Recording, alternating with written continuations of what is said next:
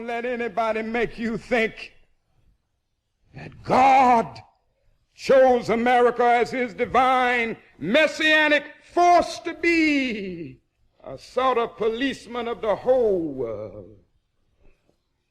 God has a way of standing before the nations with judgment, and it seems that I can hear God saying to America, "You are too arrogant. And if you don't change your ways, I will rise up and break the backbone of your power."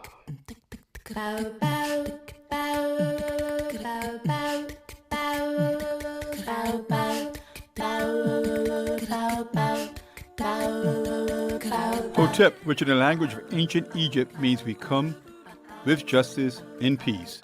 Welcome to Freedom Now, a Saturday Pan-Africanist and Internationalist World Affairs program. Freedom Now is committed to the principle of the rights of all peoples and nations to self-determination. We thank you deeply for your contribution to KPFK, which permits programs like Freedom Now to stay on the air. In this era of corporate acquisition and co-optation of all dissident media, we provide the microphone, challenging their corporate and racist point of view. So stay tuned for Agenda here at Freedom Now.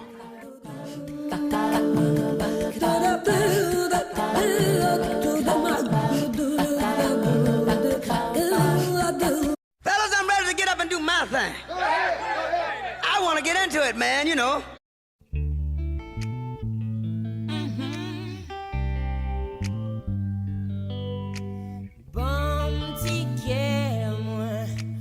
Bum pass bum blanc, thank you, ma baby. Na carnaval pays moi. Voici. So voici tout ça. Oh, so voici moi gâteau, moi t'en remettre chaque jour.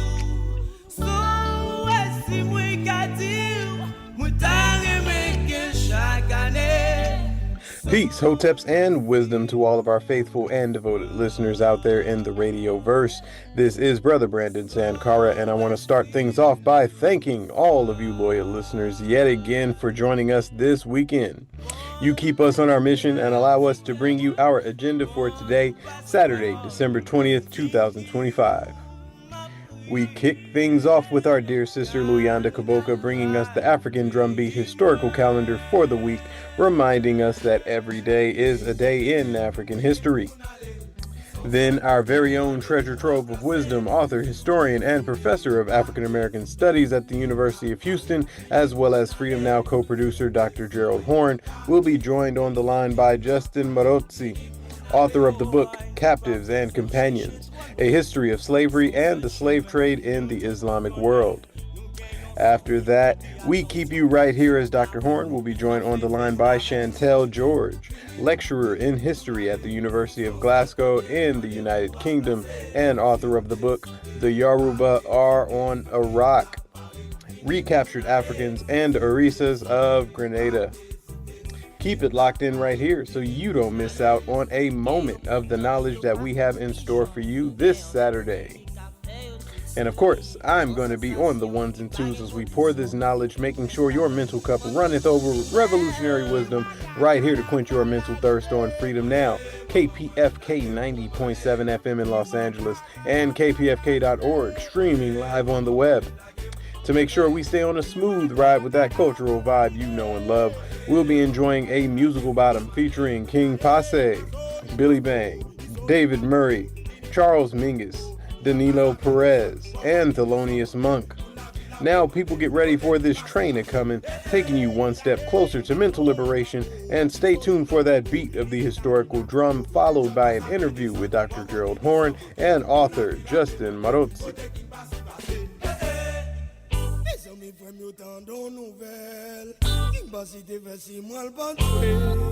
Album I like it là tellement belle. Fanatique yo t'es tombé relé.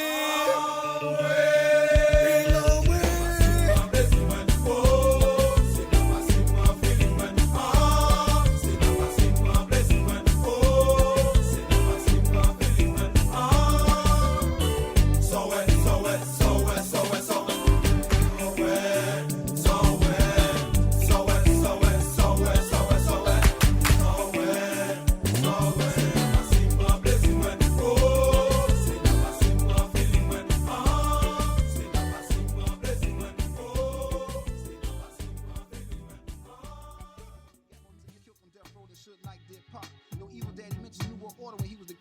Who are the guests that be brought in by his wicked offspring? Molweni Ekai.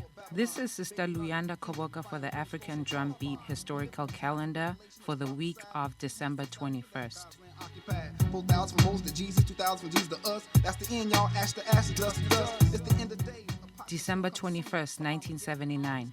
The Patriotic Front, the united front of all nationalist forces in Zimbabwe, forced the European settler colonial regime to the peace and decolonization table, thereby gaining independence. Low down, dirty, dirty, son of a bush.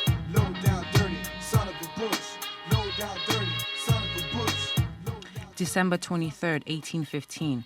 Henry Garnett, scholar, traveler, leading intellectual, and advocate for Africans in the United States to repatriate to Mother Africa, and for those who stayed in the United States to work with Africa and to be fighting force for her liberation. The family responsible for crack being sold on our street. Had nerve to lock up black men strapped into the electric seat. But they knew all along they was dealing at Colombia, snow from Panama, devouring the life of black youth like an animal. December 24th, 1951. Libya becomes independent after 20 years of Italian colonial rule. Libya has been in the vanguard of Pan-Africanism and world revolution, providing political and economic support for freedom fighters from the U.S. to South Africa and Palestine. Libya has also been in the vanguard against the Zionist imperialist myth that North Africa is part of the Arab world and not part of Africa just because of language and religion. Low down, dirty, dirty, son of a bush. Low down, dirty, son of a bush. Low down, dirty, son of a bush. Low down, dirty. December 21st, 1498. Mirabai is born into a Rajput clan of princesses in India. She renounced her caste and took up the way of sadhu, wandering the streets barefooted, fighting the oppression of women, the caste system, and the lack of religious freedom. Her songs have been celebrated throughout India among the downcast. Georgie Porgy disappeared without a trace. Now daily black men lose their job for having budding system. Our president has enough coke in his body to take us all in prison. Mr. Born Again Christian. December 26, 1893.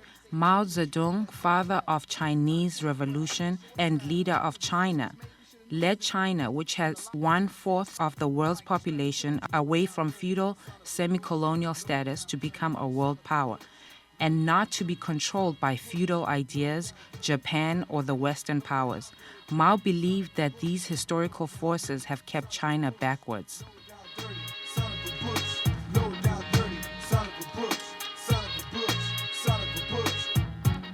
December 26, 1957.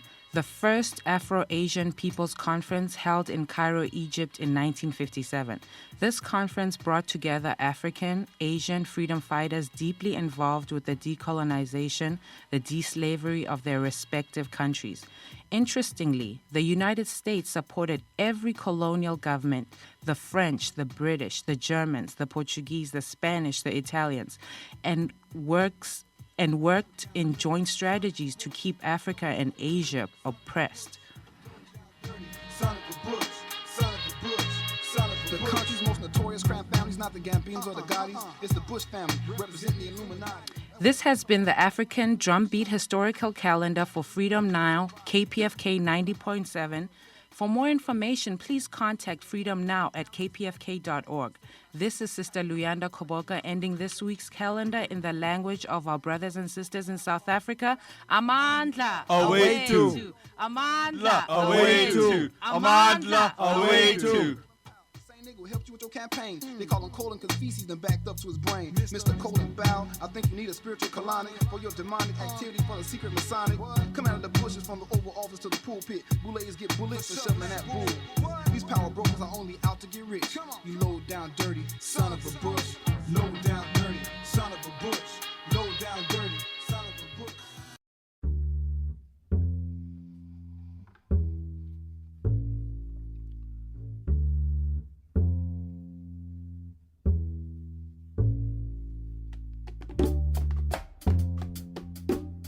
For KPFK Radio, this is Gerald Horne, and with me on the line is Justin Marozzi, author of the book Captives and Companions, A History of Slavery and the Slave Trade in the Islamic World. Thank you for joining us on Freedom Now, KPFK Los Angeles, Justin Marozzi. Pleasure to be with you tonight, Gerald.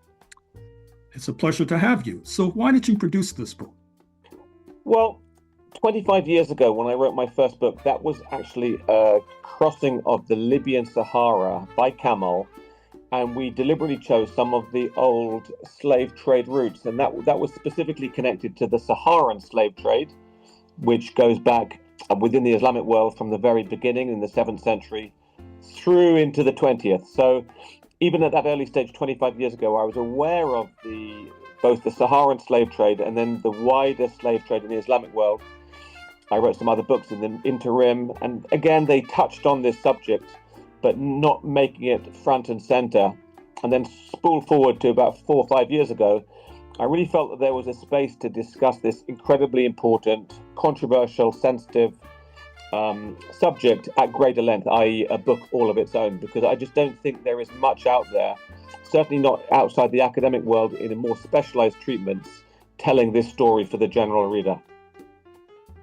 So, speaking of the Saharan slave trade and its adjunct, if you like, the slave trade heading across the Red Sea and into the Indian Ocean, how would you compare those particular trades to the Atlantic slave trade, chronologically, numerically, and otherwise? Yeah, the chronology is interesting as well because it's very different. So people are generally in the West, especially in the US and in the UK as well, much more familiar with the Atlantic slave trade. That was the 15th to 19th century and accounted for something like 12 to 14 million Africans, enslaved men, women, and children. In the Islamic world, the figures are broadly comparable over a much longer period, i.e. from the 7th century as late as the 20th. The dying days of the Ottoman Empire, slavery and the slave trade still exists there. And those figures are something like 12 to 15 million, possibly as many as even 17 million. And that also excludes Muslim majority countries like Indonesia and Malaysia in the Far East, and doesn't include the entire trade with India either. So if anything, one could say that the slave trade in the Islamic world tragically involved more enslaved persons than the Atlantic slave trade that we're more familiar with. And the Saharan slave trade within that was incredibly dangerous, brutalizing, dehumanizing, with a very high mortality rate. I mean, the statistics are always difficult to get at. I remember one figure I came across in the 19th century, a very specific period. I think it was 1863, the British estimated the mortality rate was up to 80%, which sounds staggeringly high, but we can be reasonably confident that it was indeed a very high mortality rate, that death march of about 2,000 kilometers, 1,300 miles or so, through one of many routes up to the North African coast. What about the so-called Barbary Coast? Speaking specifically of Algiers, Tunis, Tripoli, for centuries there was a trade, so to speak, in European and Euro-American captives. Give us an idea of the breadth of that particular phenomenon, both numerically and chronologically. And also, I recall you're saying, quoting Pope Pius, that the United States attained quite a bit of commendation in Europe because of its relative success in helping to suppress that trade in European and Euro-American Christians. Yeah, and again, I think the way the Barbary Coast, the pirates of the Barbary Coast, the Barbary Corsairs, is often treated in the West. It is frequently the case that they are treated as exclusively Muslim pirates and corsairs preying on exclusively Christian North Americans and Western Europeans. And what I found during my research was that it was a much more complicated and interesting picture than that. It's more of a free-for-all, Muslims on Christians, Christians on Muslims, Jews on Muslims and Christians, etc. The figures, if anything, I think that more Muslims were taken into Europe between the 16th and the 18th century, something like 2 million versus possibly 1.25 million Europeans captured. I mean, the figures are slightly imprecise because that is the nature of things. But there's a strong US role in this, of course, with 1801, the first Barbary War, when the newly independent United States essentially got fed up with paying what was a protection racket to the regencies of Algiers, Tunis, and Tripoli. It was essentially a deal in which you pay us, the regents of these North African small city-states almost, not to attack our ships and enslave our vessels, and that was the deal. And eventually the fees were getting too extortionate. And there's a line from President Madison, who wrote to the Dey of Algiers in 1816. He said, "It's a principle incorporated into the settled policy of America that as peace is better than war, war is better than tribute."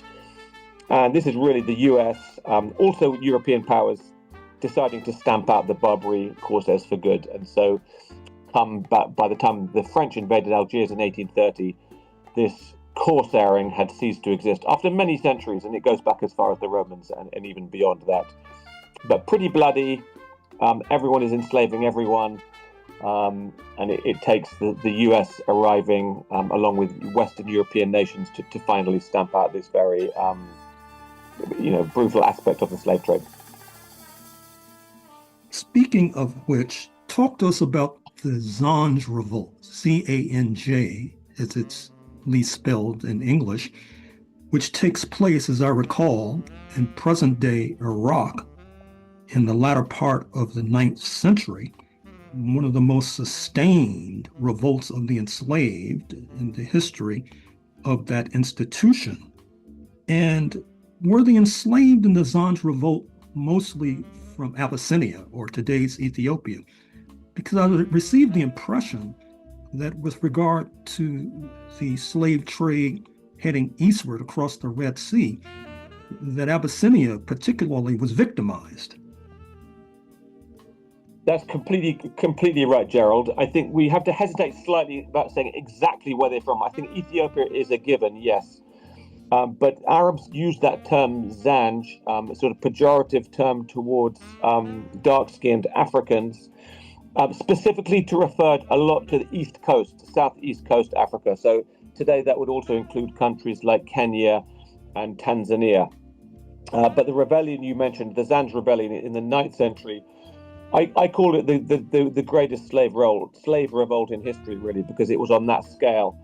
It shook the Abbasid Empire to its core. That is the leading unitary Muslim power, headquartered in Baghdad for 500 years, from 750 to 1258.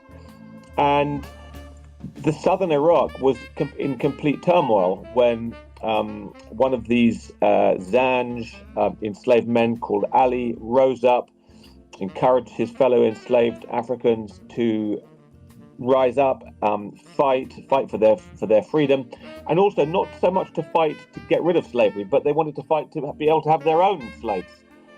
It's very well documented by one of the great Arab historians called Tabari, and it's almost like a day-to-day account from the 9th century of this slave revolt, which lasts something like 14 years. Basra is taken, a lot of people are hacked down in cold blood. It's a really violent, long-running slave revolt, which, as I say, shakes the Islamic world to its core. And it takes a good 14 years for it finally to be suppressed by a resurgent caliphate. In your book, there seems to be a contradictory role played by many in the Jewish community, particularly in the Barbary states, so-called, particularly in Algiers. That is to say, maltreatment widely of a Jewish community. At the same time, you had certain Jewish elites who were quite close to the regimes, particularly in Algiers. And speaking of contradictory roles, I should mention for our U.S. audience that Mordecai Noah, who was appointed as a U.S. consul to Tunis in the early years of the 19th century, was a stern critic of many of these regimes and their penchant of seizing European and Euro-American captives. But with regard to slavery in the United States, he was enthusiastic, gung-ho, in fact, to the point where Freedom's Journal the premier Negro newspaper called him the bitterest enemy of the Negro people at that moment. So what about the contradictory role of the Jewish community? How do you explain that? Yeah, this is something I only touched on relatively briefly in the book, Gerald. But as you say, this was a very important figure, diplomat, playwright, and editor, at the time considered the most prominent Jewish person in the US. And it is interesting that, as you say, on the one hand, he was completely opposed to the enslavement of Americans in North Africa. And there were a number of books coming out at this time. There were accounts by people like John Foss, writing about his being taken prisoner in Algiers. His book came out in 1798. Then there was James Riley. And these were sort of very sensationalist books written by Americans and Europeans who had survived their enslavement in North Africa and came back with these big bestsellers to sell and promote. Riley's book sold millions of copies and remains in print to this day. And yet, as you say, this man, Mordecai Manuel Noah, was an outspoken advocate of the enslavement of Africans in America. So he had a sort of this kind of intellectual disconnect, really. Slavery being fine in one context and totally unacceptable in another. Speaking of enslavement of Africans in the United States, is it possible that some of the Africans trafficked in East Africa, particularly to Zanzibar, wound up in the United States of America? I think that is certainly possible. And you even see it not only on that coast, but I think more frequently, although I think this history still remains incomplete, where the Saharan slave trade at its southern terminus, i.e. when those enslaved Africans had been captured in what they were called razzia Arab slaving raids and then trafficked north, there was also an intersection with the trade heading west across the Atlantic from West African coast. And we know that a number of Muslims who were captured there, African Muslims, were transported west to the United States and the Americas, Brazil and Cuba and beyond. And there was also instances there of African on African enslavement, servicing the wider Western-led Atlantic slave trade as well. So there is a bit of an intersection, and I think that is probably a very fertile area for historians to continue looking at and finding more of these extraordinary stories.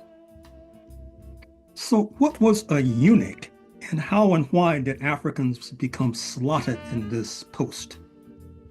This is a strange category, Gerald, of slavery, because academics tend to call this type of category, along with slave soldiers and concubines, they call it elite slavery. And maybe that sounds like a contradiction in terms, but what they really mean by that is that these are very kind of specialized, high-value categories of enslavement. A eunuch is essentially a young boy who has had his genitalia removed. There are different ways of doing that. It can be the full and most hideously painful one was penis and testicles both removed, and you could have instances where it's either just the testicles or the penis. The most common roles that these young boys would then have, for those who survived the operation, I should say, which was incredibly unhygienic, high levels of fatality, up to 2 in 3, depending on which period you look at. Which also accounts for their high value. These young boys were then taken to places like Istanbul, capital of the Ottoman Empire, where they was put to work as supervisors in the harems when they grew up. I mean, they've obviously educated, converted to Islam, had their names changed, and grew up in the Ottoman court, looking after the concubines, making sure that they're obviously without their genitalia, they're no sexual threat to the hundreds of women kept by Ottoman sultans in the harem. So who was Jahiz, Jahiz as you spell it, and how did he come to write Superiority of the Blacks over the Whites? Jahiz was one of the greatest writers of Arabic literature, 9th century writer, a polymath. He wrote about Aristotle, as you say, the superiority of the blacks over the whites, long essays about concubines and the dangers they represent for young men. He even wrote about whether women should be permitted to make noises of pleasure during sex. So very wide-ranging, influential writer. And that essay is a confusing one for many scholars because it does what the title suggests. It states the superiority of blacks over whites. The reason there's a bit of caution is because this is the same author who wrote in very pejorative terms about Africans, about their nature, their intellect, their attitudes. And in those sorts of passages Jahiz wrote, he was really representing a widespread, very pejorative view of Africans that was shared by some of the great and the good of Arab literature, people like Ibn Khaldun, the great sociologist, Ibn Sina or Avicenna, the founder of modern medicine, and Masudi, the Herodotus of the Arabs.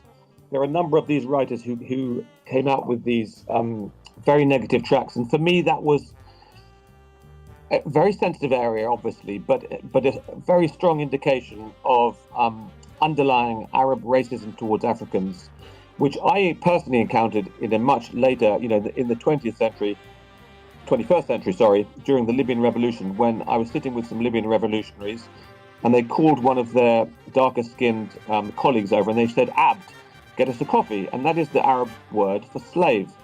Abd means slave in Arabic. And I said, I thought I'd perhaps misheard, because you wouldn't expect to hear that sort of language being used. And one of the guys just said to me, no, that's just what we call him. It's a joke. It's nothing serious. The age-old sort of excuse of the racist. It's nothing serious. It's just a joke.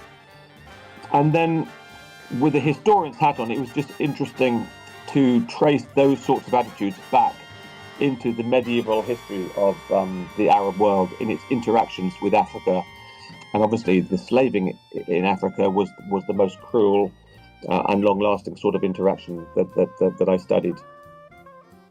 So how and why did this trans-Saharan slave trade and the slave trade heading eastward across the Red Sea and into the Indian Ocean, how and why did it expire? This, I think, is also an area where there is sort of contested history. In my book, I discussed what I talked to indigenous voices on abolition, and there is certainly no shortage of them across the centuries. But they almost feel like isolated voices, here and there, one in the 10th century, then another in the 15th century, then more in the 19th, and so on and so forth. And what I concluded really was that although there were some strong voices on abolition within the Islamic world, they did not by themselves constitute a movement as we understand that in the West, the abolitionist movement in the United States and the abolition movement in Western Europe, and in my case, looking at specifically at the UK as well. So in other words, the Ottomans came under sustained pressure from the West. I looked a lot at the Britain's interaction with the sort of height of the British Empire, late 19th century, putting the Ottomans under sustained pressure to abolish the trade. And you see that there are what I would call piecemeal Ottoman reforms, a bit of a decree there on outlawing this slave trade, or in that locality outlawing slavery there. But ultimately, I felt that what was inescapable was the conclusion that slavery was never abolished in the Ottoman Empire. It outlived both the Sultanate and the Caliphate and the Ottoman Empire itself. It was never abolished. The last recorded caravan of enslaved Africans arriving in Libya was as late as 1929, about 5 years after the end of the Ottoman Empire. So abolition came late. And if you look at a lot of Muslim majority countries, whether it's Mauritania or Saudi Arabia, there is still hereditary racialized slavery to this day in both Mali and Mauritania. And those were countries I did some additional research because it seems extraordinary that state of affairs is still happening in the 21st century. Well, Justin Marozzi, author of the book Captives and Companions, I'm afraid we're going to have to leave it there, but thank you for joining us on Freedom Now, KPFK, Los Angeles. Thanks so much for having me.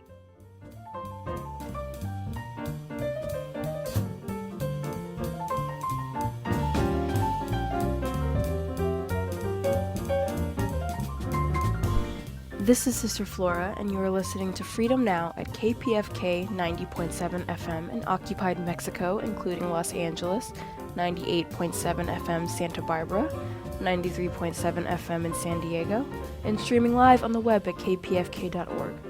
Today's program, as well as 10 prior editions, can be reheard at kpfk.org/audio archive, and scroll down to Freedom Now. For a truly alternative international perspective on world affairs, check out RTTV Russia, CCTV China, and online at Presna, Latina Cuba Telesur Venezuela, News 24, South Africa, and Press TV Iran. We will now continue with historian Professor Dr. Gerald Horne.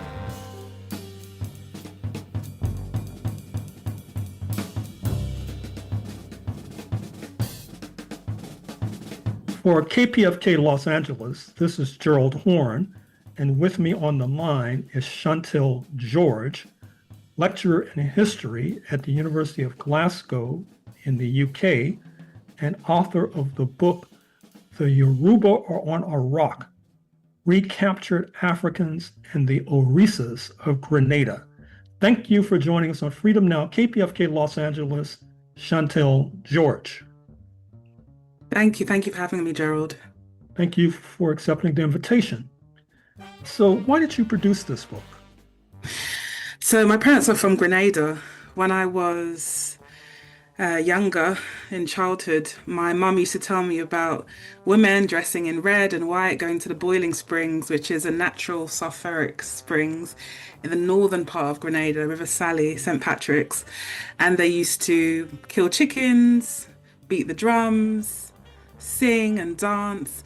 And I was very intrigued as to what was going on there. And I had studied African history, and I wanted to find out whether this was an African practice and to what extent and what particular African practice.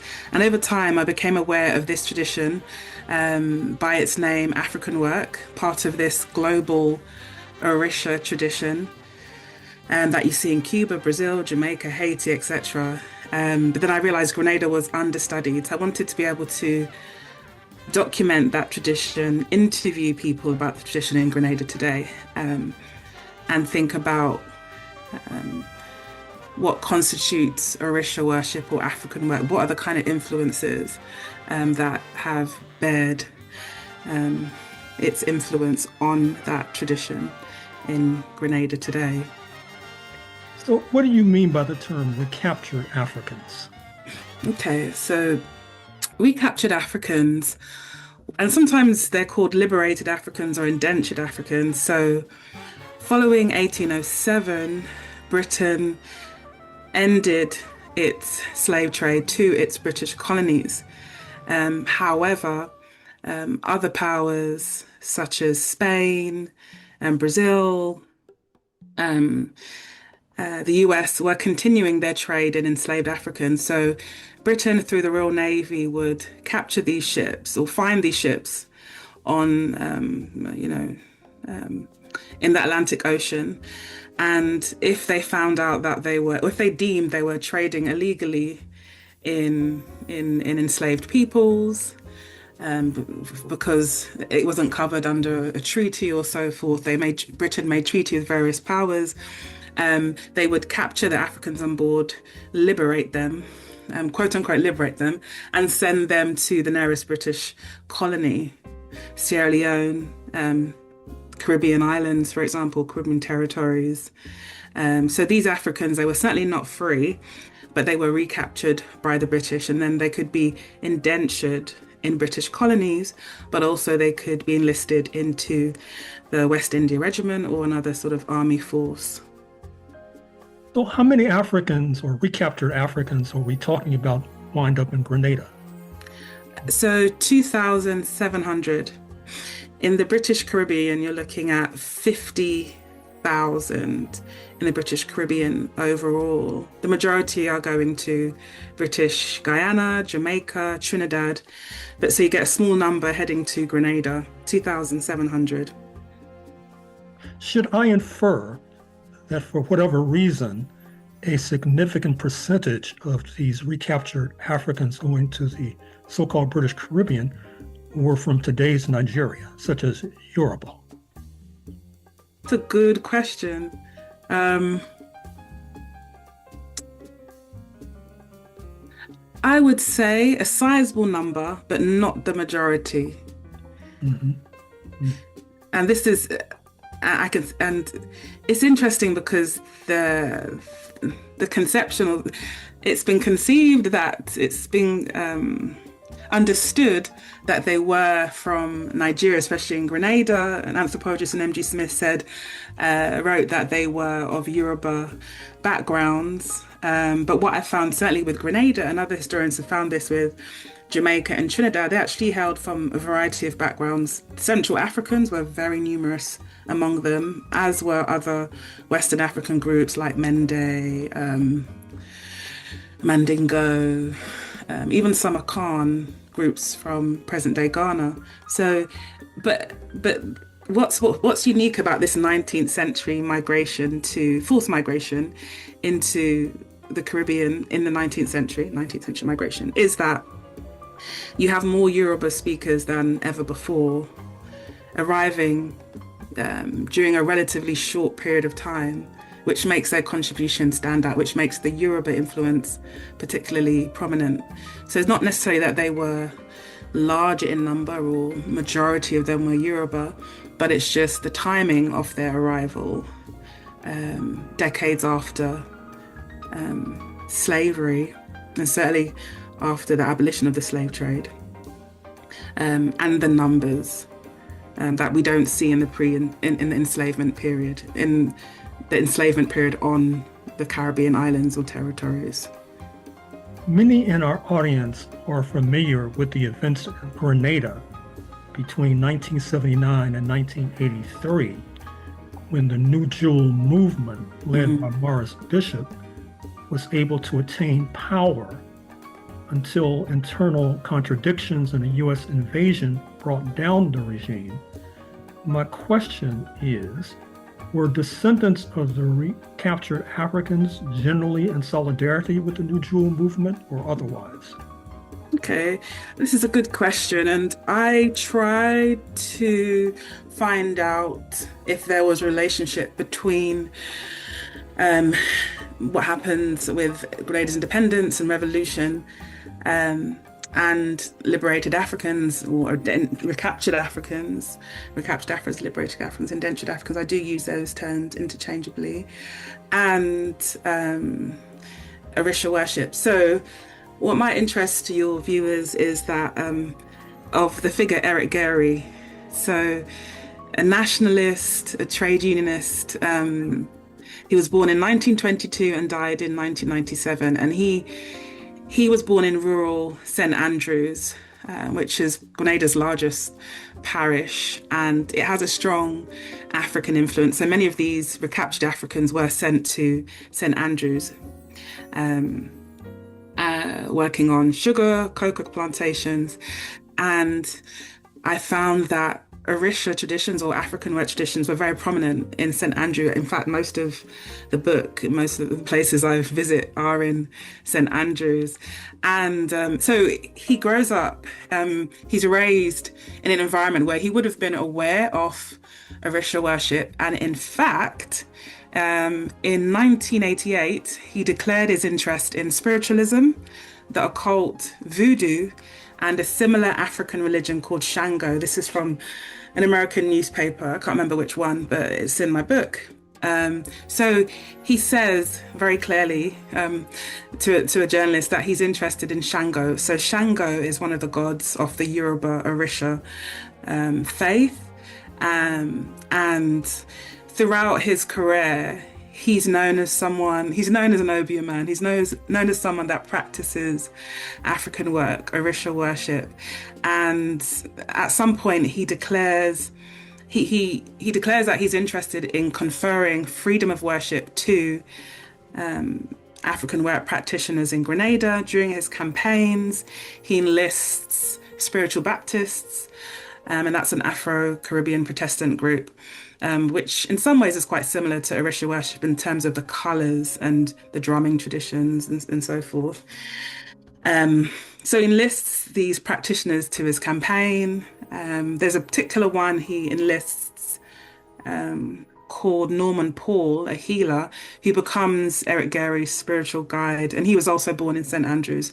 So Gary is very intimately familiar with African work, and he promises them freedom of worship. But we know that there was worsening socio-economic conditions on Grenada, and his government is overthrown by the main opposition movement, the PRG, People's Revolutionary Government, and Maurice Bishop.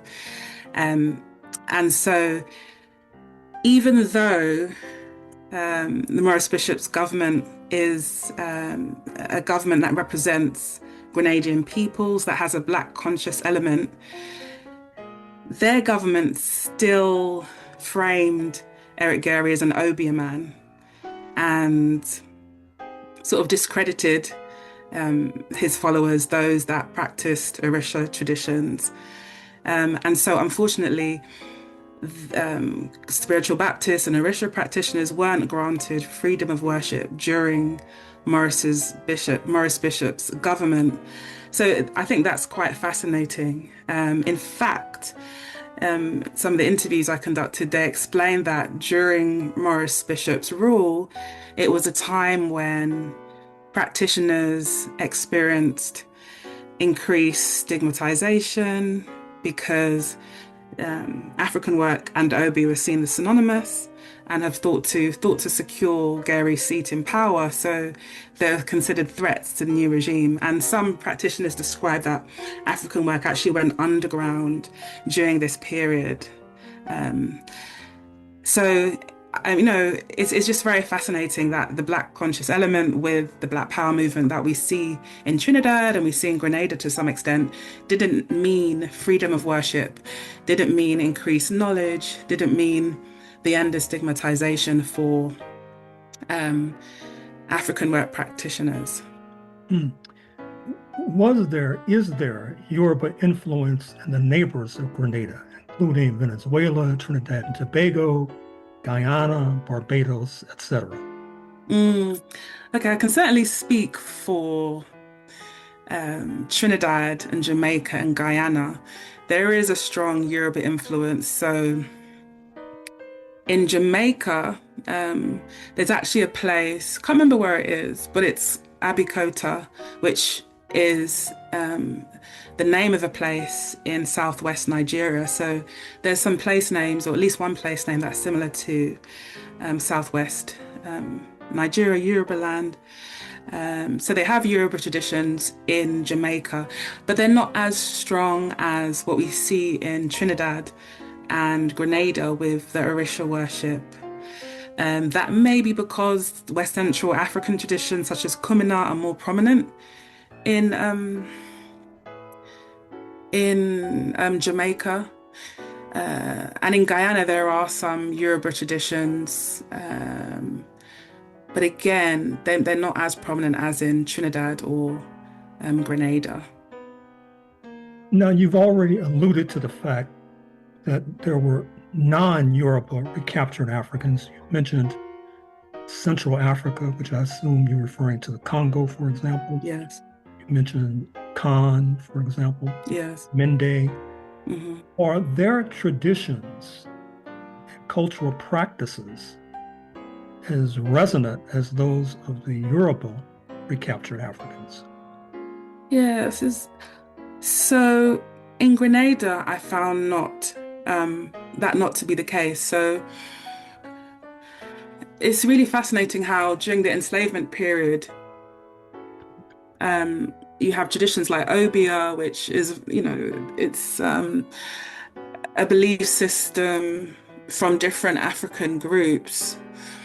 But I should actually speak, the example probably most clearly can be seen within nation dance, which is a tradition largely unique to Grenada in that you still have it today. And it's a dance tradition based on 9 African groups, and they represent the ethnic backgrounds of enslaved Africans in Grenada. So one of the big groups are the Koromanti or the Akan, and then the Congo.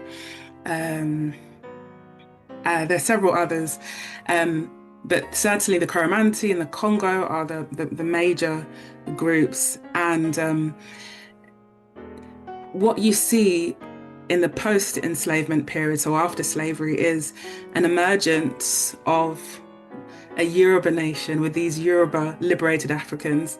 So I think what makes the Yoruba stand out and what makes Yoruba culture so prominent is the fact that, you know, they arrive in decades after slavery ends decades after the slave trade ends in 1807. So the dates they're coming into Grenada, 1836 to 1863, but they're coming alongside West Central Africans, yes, Congo and Angolans and other groups and other West African groups, but they're standing out because the Yoruba were never prominent in Grenada during the slavery period. So to give an example, in this nation dance, this nation cultural tradition in Grenada, the Yoruba are not represented as a distinct nation. So the fact that you have this tradition, this Yoruba influence emerging after enslavement is one of the reasons why the Yoruba stand out in the post-emancipation period. But yeah, I found some small glimpses of other African groups such as the Mende, the Temne, the Akan, the Igbo too. So yeah, I definitely counter that idea that Africans sent to Grenada after 1836 were homogenous. They came from various African ethnic groups. By the way, Shantel George, what is the significance of your title, The Yoruba Are on a Rock? What does that mean? Yeah, I'm really happy to talk about that. So, the Yoruba Are on a Rock, David Franklin, a Grenadian sociologist, he observed a Orisha ceremony in Grenada in the 1990s. And I think it was belonging to Mother Annie, I think. And the chanters there sang a song, The Yoruba Are on a Rock, Mama, the Yoruba are on an island. And this song really represents the argument of my book. I'm imagining what it might have been for Yoruba people to find themselves on a rock. And Grenada is very hilly and it's a small rock, right? It's a small island compared to the massive interior, the Yoruba interior, the Yoruba landscape. And there's a rock called Olumo Rock in southwestern Nigeria, which during the Yoruba civil wars from the 1830s, 1820s to the latter part of the 19th century, many Yoruba people would have hid under that rock, sought refuge. And so I'm thinking about the rock in Yoruba land and the rock in Grenada. And perhaps this rock in Grenada was a sort of refuge for them. They were displaced and violently so perhaps they sought some sort of comfort and religious expression, making their home in this new rock. But at the same time, they would have been influenced by ideas, because they would have seen, so there's a part in Grenada, northern part, where if you stand, you can see other smaller islands. So I'm imagining what it might have been for them to see other islands and know that there were other islands around, and also relying on these islands for the exchange of ideas, like exchange of objects, for marketing activities. But primarily I'm looking in the book at exchange of ideas, especially the spiritual Baptist faith that emanates from St. Vincent and Trinidad. What did it mean for these Africans to be on a small rock, to be on an island, to seek refuge, but also to have their ideas shaped by territories around them? Because Grenada is in the Eastern Caribbean, it's above Trinidad, and so that proximity to Trinidad becomes very important, but also St. Vincent for their religious cultures.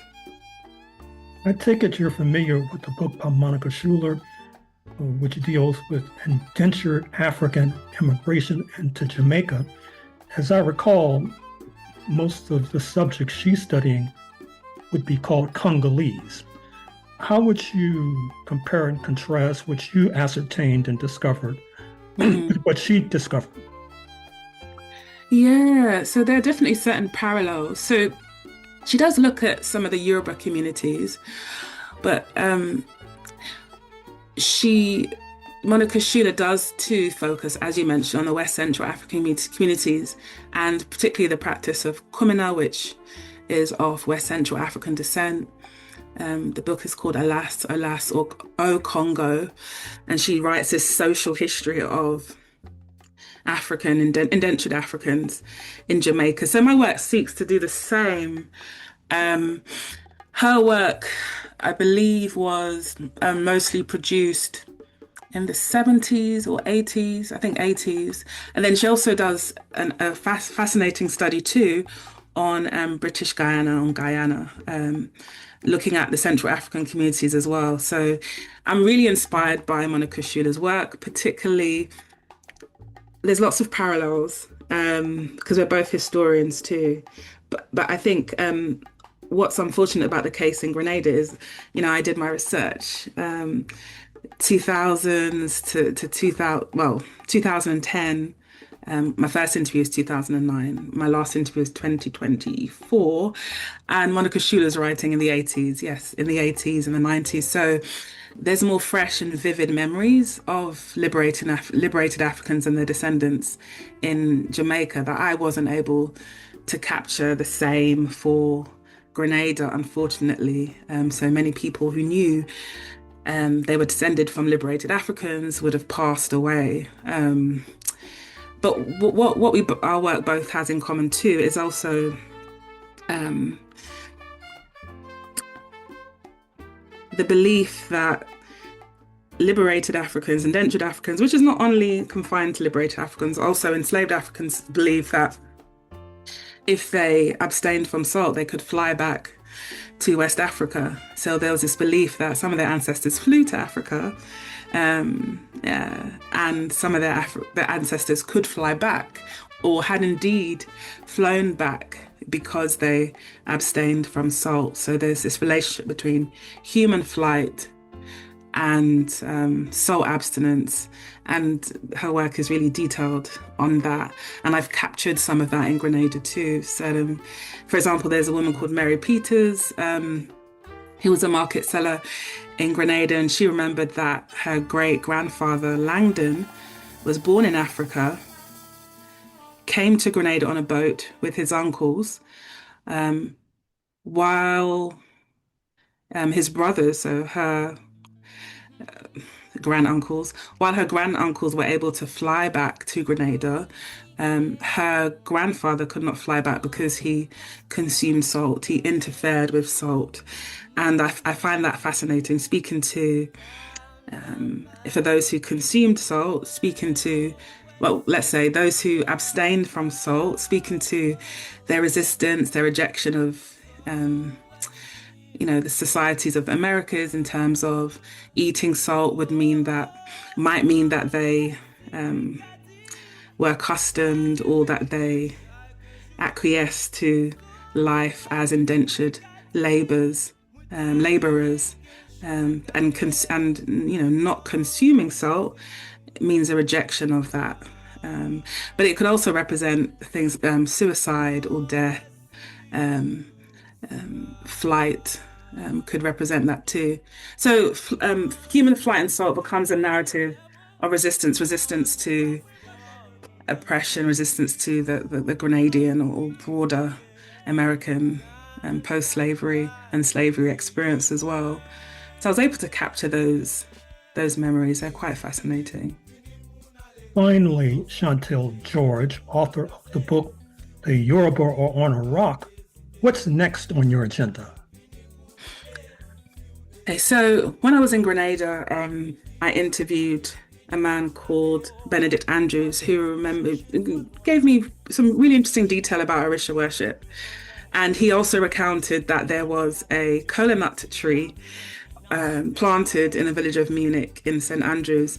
And the kola nut is indigenous to West Africa.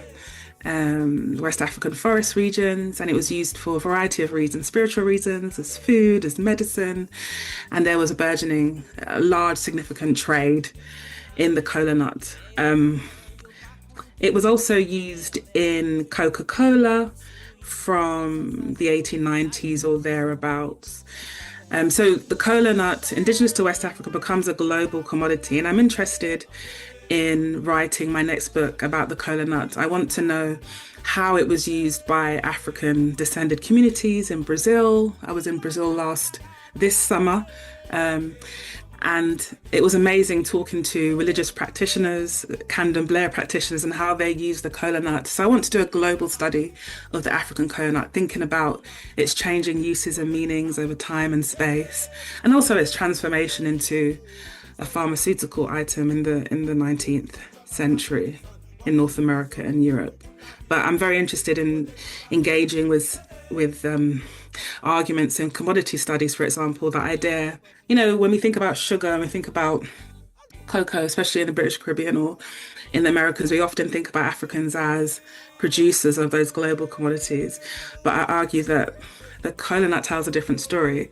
It also shows how Africans were consumers of global commodities, and there's some interesting work I'd like to do on the kola nut trade between West Africa and Bahia and Brazil, thinking about Africans too as distributors. So that's my next book. My next book is going to be on the kola nut in global history. Well, we look forward with eager anticipation to that work, Shantel George. But I'm afraid we're going to have to leave it there. But thank you for joining us on Freedom Now, KPFK, Los Angeles. Thank you very much, Gerald. It's a pleasure. Thank you.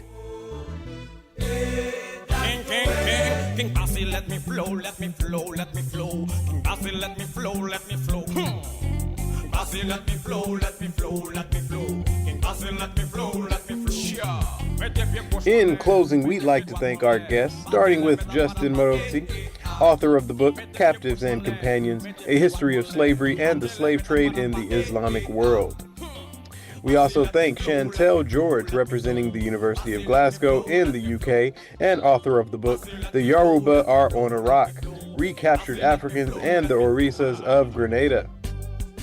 Shout out to Dr. Gerald Horne for doing what he does best and guiding this train of mental liberation towards Pan-African enlightenment for yet another Saturday. Word to producer Sister Tej. Special thanks to Sister Luyanda Kaboko on the African Drumbeat Historical Calendar, as well as to our spiritual backbone, Freedom Now founder and ancestor Babadidan Kamati. Abundant thanks to our marvelous engineer, and last but certainly not least, thanks to all of you loyal listeners and supporters. Of course, it takes a village to build a revolution, and Freedom Now is a village to be reckoned with.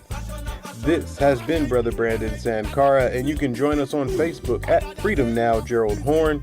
You can email the program at freedomnow@kpfk.org, but that's not all.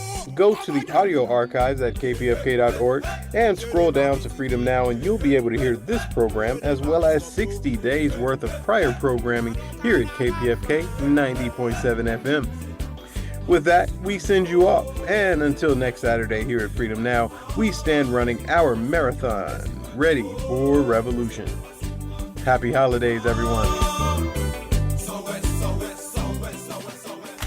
We state these facts only to let you know that those of us who are revolutionary, Pan-Africanists, is not because we love revolution. It is historically determined, and we have no alternative but to follow history and to use history for the benefit of our people. Power to the people.